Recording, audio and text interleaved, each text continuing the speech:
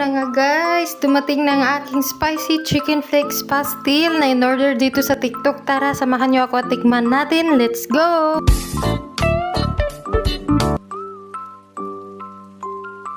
Ayun nga guys, titikman na natin. Excited na akong tikman. Dahil matagal-tagal ko itong inaantay. Masarap siya guys.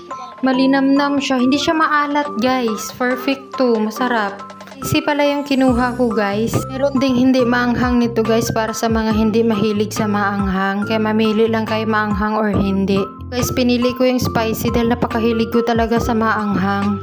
Parang hindi ako nabubusog pag hindi maanghang. Sarap niya guys. Sakto talaga yung anghang niya.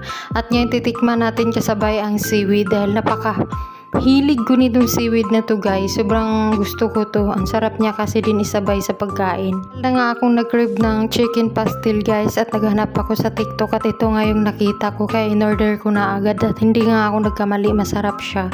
Base sa mga ibang review, masarap siya guys. Totoo. Kaya sa mga naghahanap dyan guys, ito na yon. Ilalagay ko lang siya sa yellow basket. If gusto ninyo mag-order, i-click nyo lang.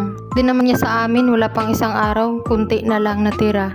Banatan ko nga naman talagang mauubos. Ang sarap kasi. Halos ako nga lang kumain nito guys dahil sobrang pagkikrib ko talaga nito. Hindi na nga